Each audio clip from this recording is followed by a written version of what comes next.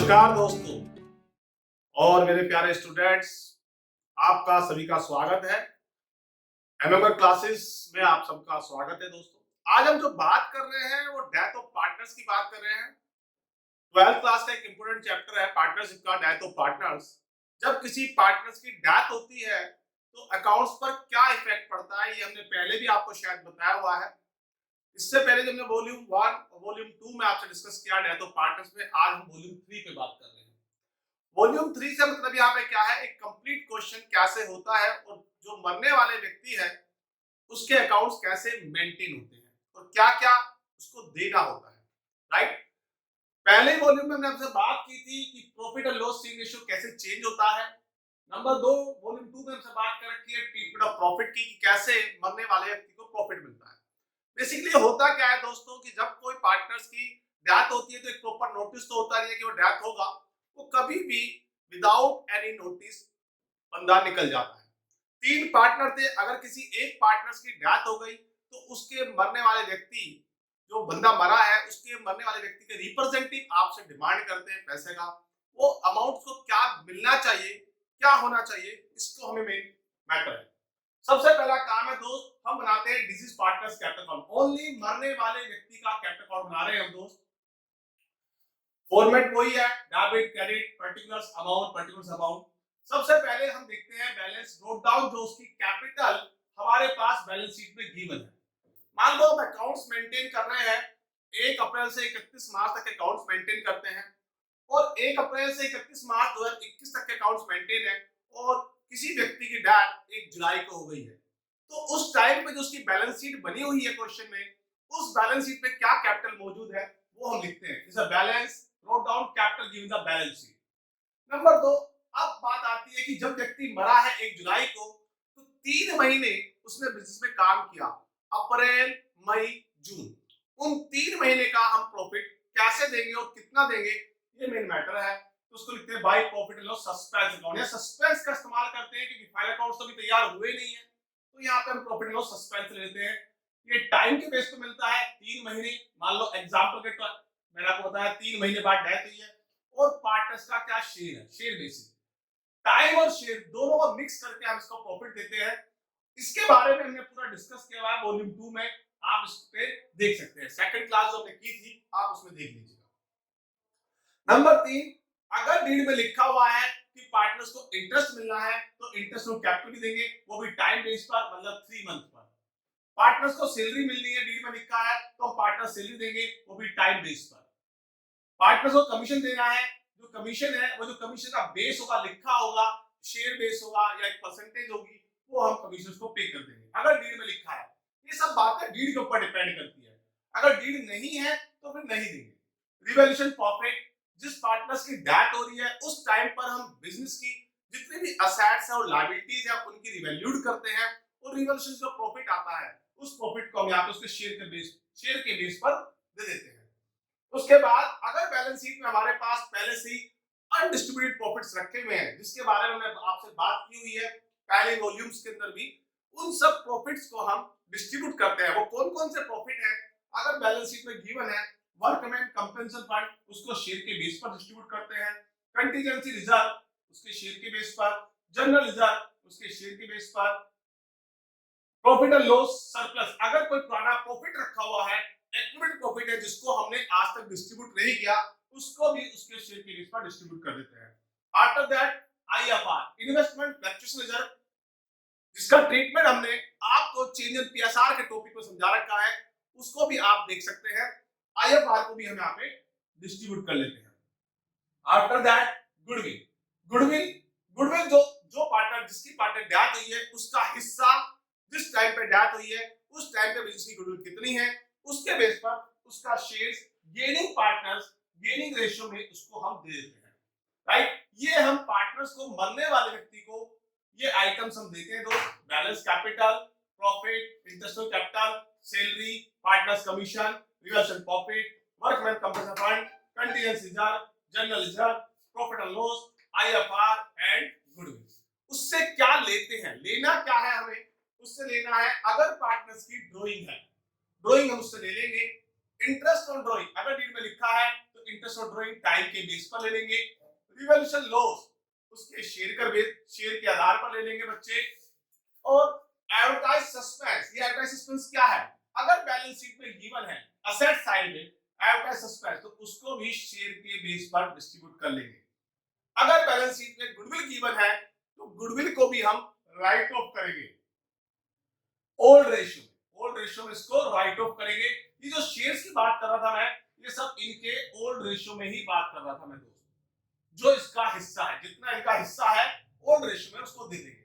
अगर कोई profit and loss account पहले से ही बैलेंस शीट में अपीयर है, इट मींस पहले से हमारा लॉस चलता आ रहा है, तो उस लॉस को भी हम ओल्ड रेशियो में डिस्ट्रीब्यूट कर लेंगे।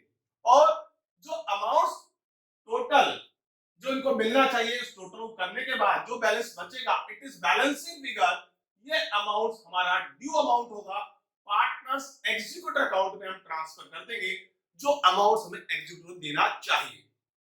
गुडविल के लिए जहां ये गुडविल होती है, गुडविल अगर बैलेंस शीट में है उसको राइट ऑफ करना है, और नई गुडविल जो फर्म की है उसको हमें डिस्ट्रीब्यूट करना है गेनर टू सैक्रिफाइस, जिसका ट्रीटमेंट है gainer partner capital account debit to sacrifice partner. ये ऑलवेज हमने बताया है ट्रीटमेंट ऑफ गुडविल के हर वॉल्यूम्स में यही बात समझाई गई है कि gainer partner capital to sacrifice partner, जब भी किसी पार्टनर्स का एडमिशन हो, रिटायर हो, डेथ हो या रेशियो चेंज हो, इसी एडजस्टमेंट के थ्रू एंट्री पुट करनी है। तो ये हमारा एक डिजीज पार्टनर्स का कैपिटल अकाउंट है और ये बैलेंस को हमें देना है। अब इसके ऊपर एक प्रैक्टिकली क्वेश्चन भी आप देख सकते हो, जिससे कि आपको सारी चीज ओवर क्लियर भी हो जाए कि क्वेश्चन के बेस पर कैसे होता है।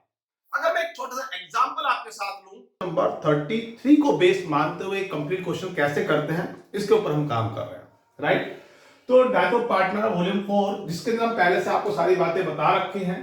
क्वेश्चन नंबर 33 टीएस देवाल, थोड़ा सा इसको नरेट कर लेते हैं। अमन, नमन और अमन 3 पार्टनर्स हैं, इनका रेशियो 2:1 का है और इनकी बैलेंस शीट गिवन है।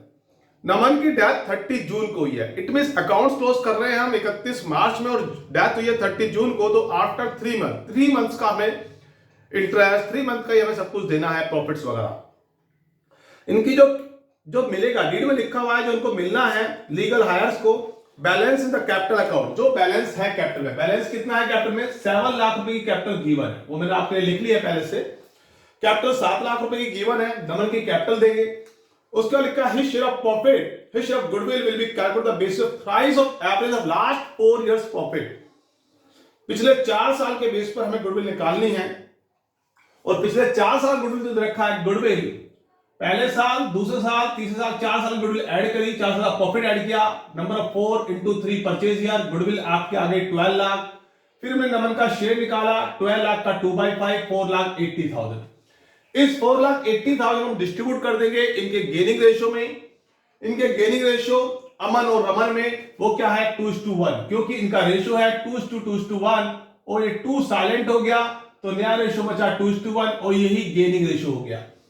गेनिंग रेशियो में हमने डिस्ट्रीब्यूट किया, एंट्री हुई, अगर जनरल एंट्री करनी पड़ जाए, जनरल एंट्री मांगी नहीं है, अगर डिमांड है तो एंट्री करनी पड़ेगी, Aman's capital account debit, Raman's capital account debit to Naman. Naman के अकाउंट में गुडविल 4,80,000 जाएगी क्रेडिट साइड बाय अमन और बाय रमन। इस तरीके से 320 और 160 की गुडविल आ गई। इसके बाद क्वेश्चन कहता है लास्ट ईयर के 2 इयर्स के बेस पर हमें एवरेज प्रॉफिट के बेस पर प्रॉफिट देना है।